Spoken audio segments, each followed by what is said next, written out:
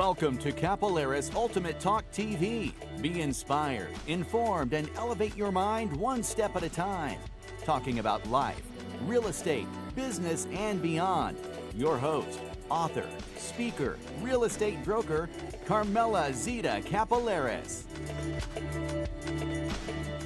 Welcome to Kapeleris Talk TV. One of the most important things to do when you're buying a home is get a qualified home inspection.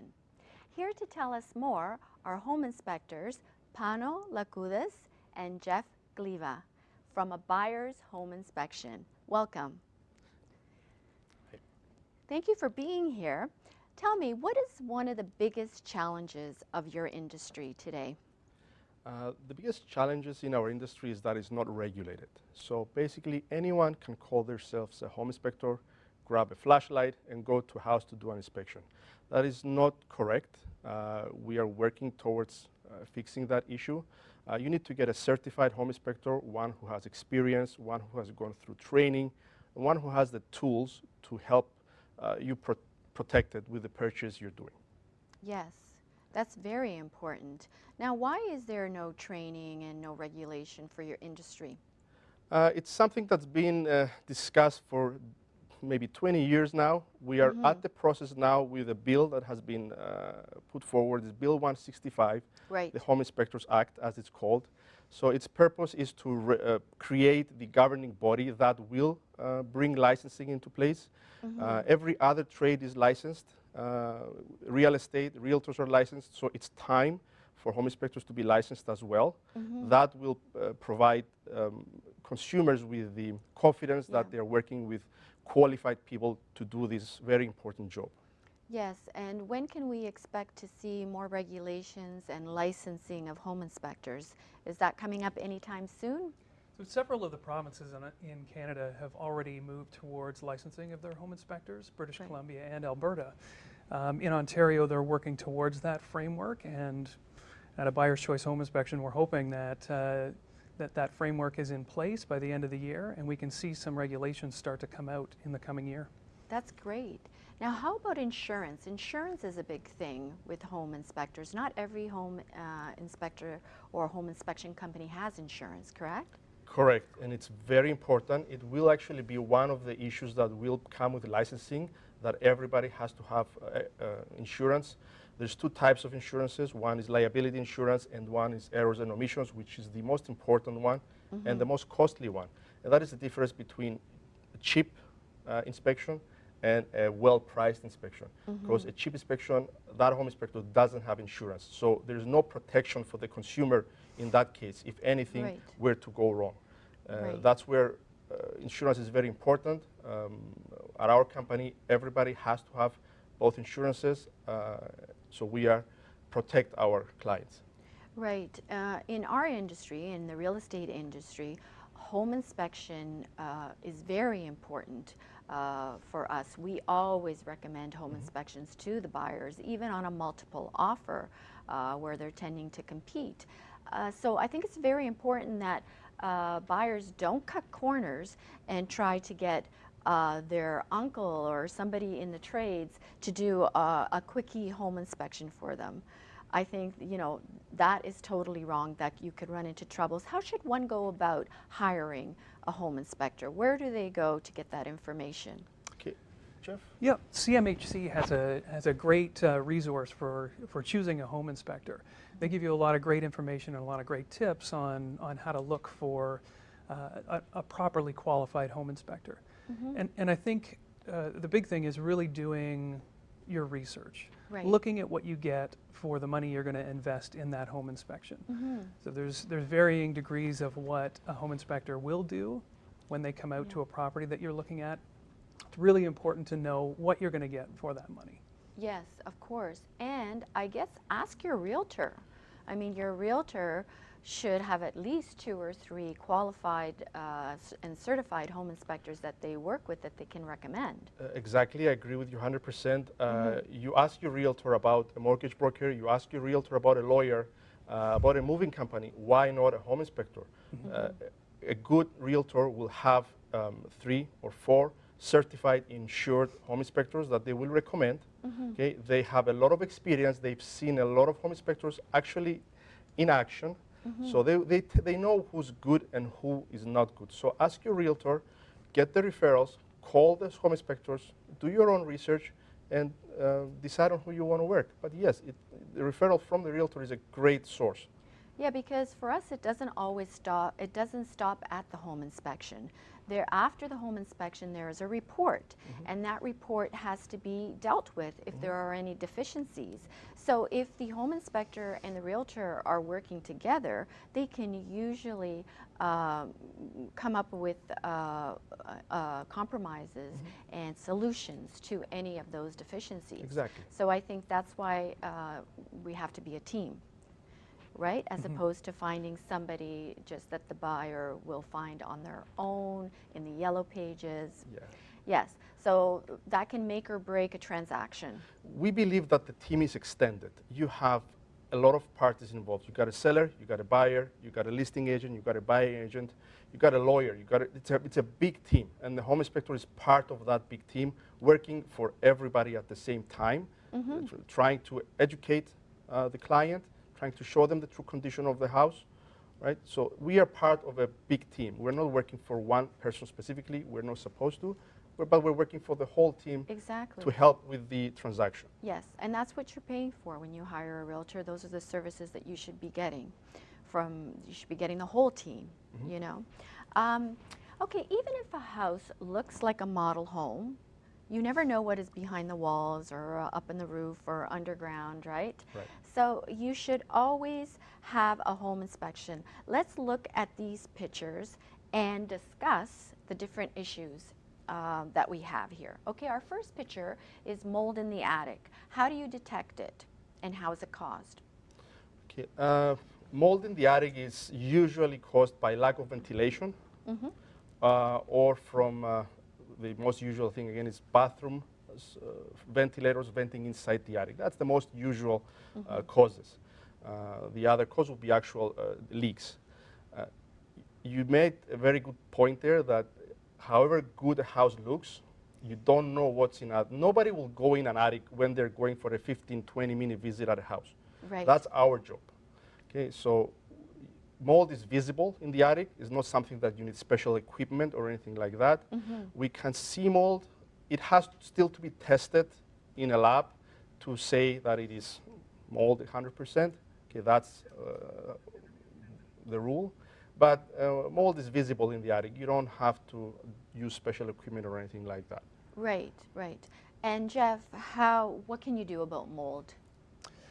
That's a great question. So there are many professional mold remediation companies out there operating in all the major centers. And they can provide you with a realistic cost estimate on what that remediation is going to cost. Okay. And one of the key things you're going to need to do if mold is found in a potential home that a buyer wants to purchase is not only remediate or remove the mold, they're also going to want to fix the initial problem that caused the excess moisture.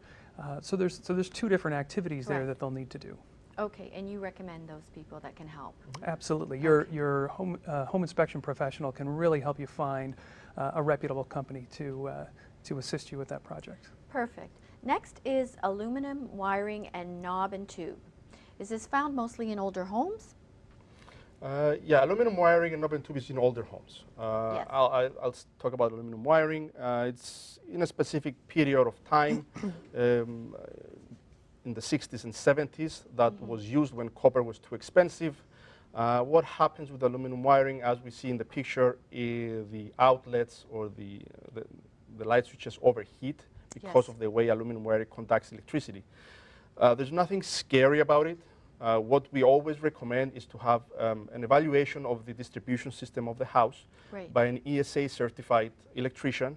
You have to hire a professional, and they will certify that the distribution system is fine. As long as the outlets, the breakers, everything is wired properly and they're the correct type, there's nothing to worry about with aluminum wiring.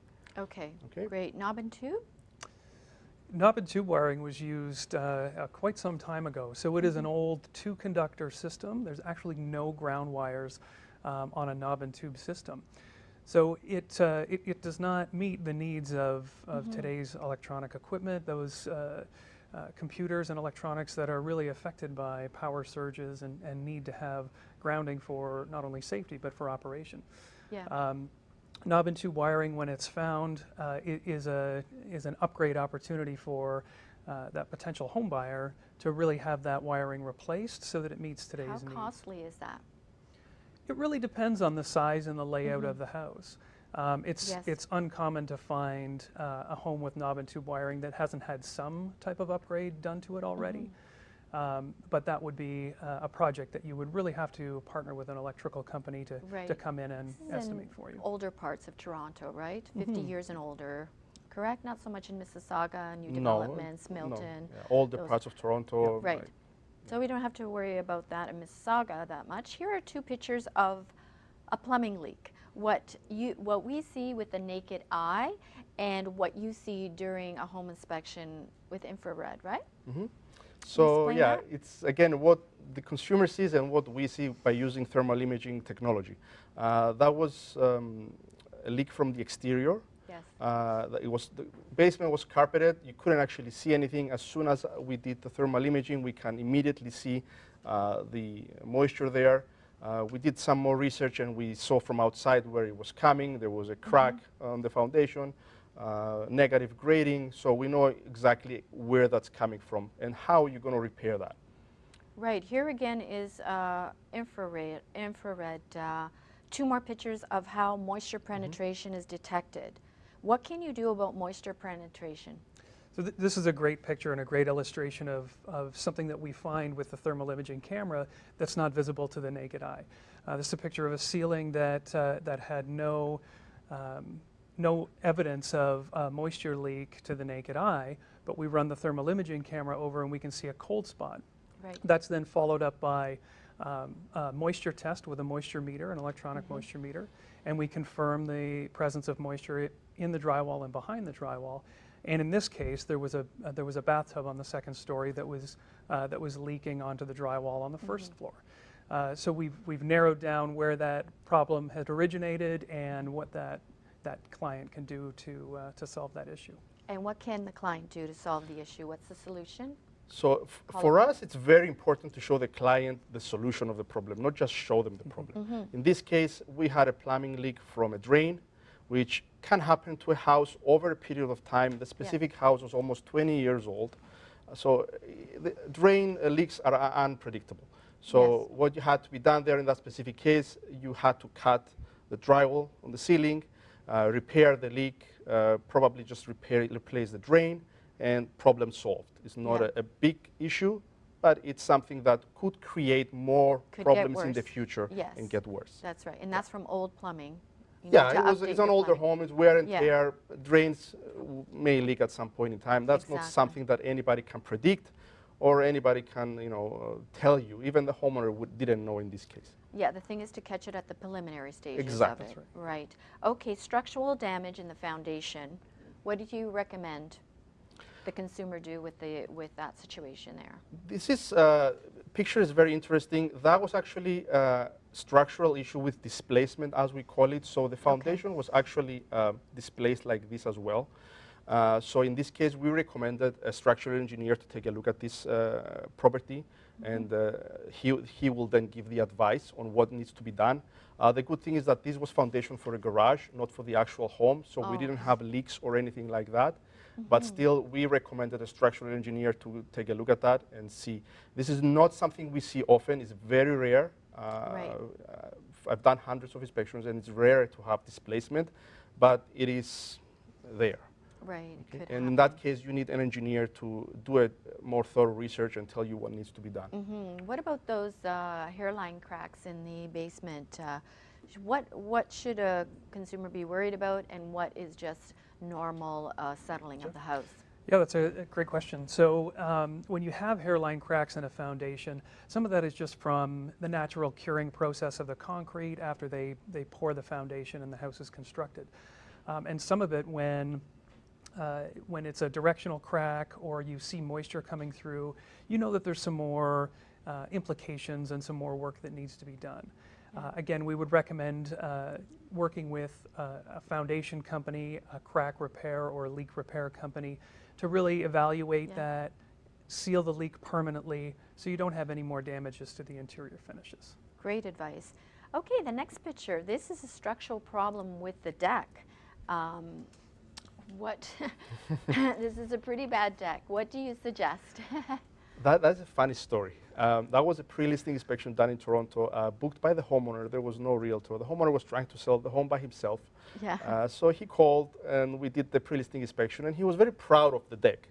So when I started talking to him that his deck is really a safety issue, he was upset. But it is a safety issue. The deck was not constructed at all correctly, not correct support, no footings. You can see the post bowing. The joists are already sagging. So this was a very unsafe, and I was just joking with colleagues saying, you know what, don't have a party with 3 or more people. The ultimate thing is that when you want to do anything at your house, hire a professional to do it. You're going to pay a bit more, but hire a professional. Don't cut corners, because in the end, it may be a safety issue that may hurt a member of your family or somebody you know. Exactly, exactly.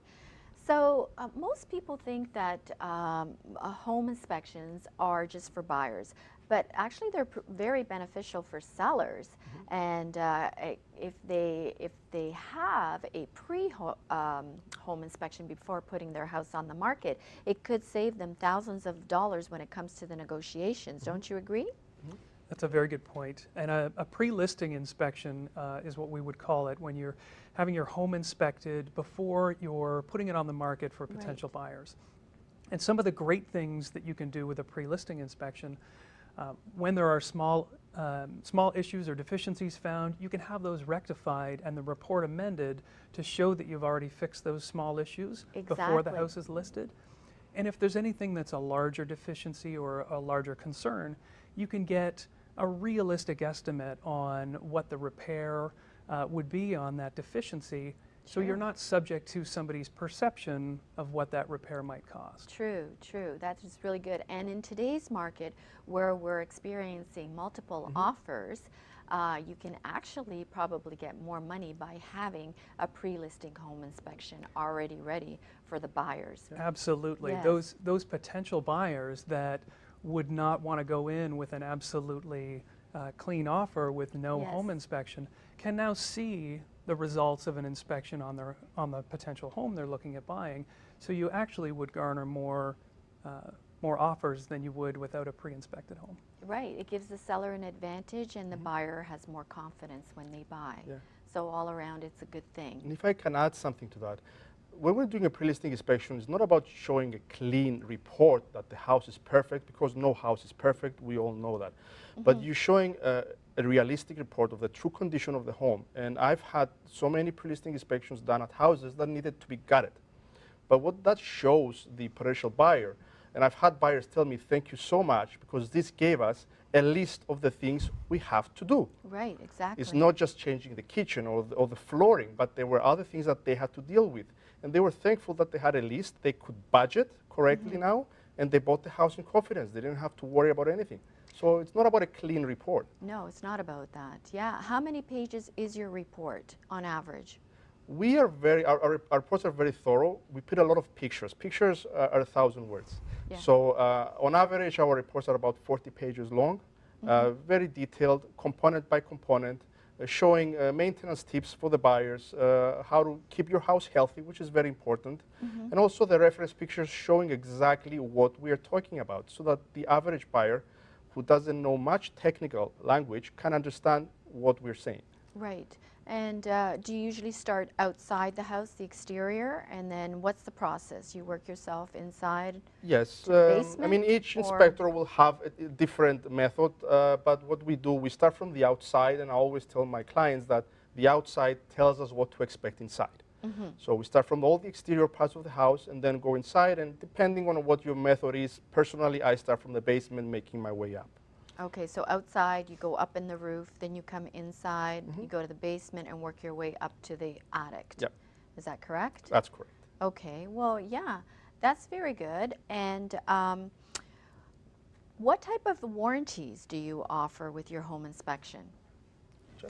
So we have a great package that a Buyer's Choice Home Inspections has put together for our clients, and it starts off with a concierge service that will set up the utilities for any client that has a full home inspection with us. They make all the calls and do all the legwork for our clients to set all their utilities up. We have a 90-day warranty that we put on most of the mechanical, structural, and electrical components of the home. There's no deductible on that warranty, and it's good for 90 days, or if you have a long closing, for 22 days past the date of closing. That's great. And when you have a home inspection, who do you expect to be there? The buyer and the seller and the realtor, or who do you prefer? Just the person that hired you? Generally, we would want the client there. That way we can walk them through everything that we find in the home while we're doing the inspection. We can talk to them about the great characteristics and the great qualities the home has, and answer any of the questions they have about any of the things that we do find that may need updating or upgrading later on.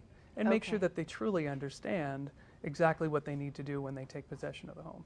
Okay. So you also offer a full concierge service, which we're going to put up at the end of the show. And we thank you so much for being here. This has been a very informative segment. Can you let people know where they can reach you? Okay, so my franchise area is Vaughan and Caledon. You can reach me at 416-997-3644, or at my website is vaughan.abuyerchoice.com. Great. Jeff? And my area is the Guelph and Wellington County area. I can be reached at 226-821-4195 or guelph.abuyerchoice.com. Thank you so much. This was great information. Thank you for having us. Thank you for having us.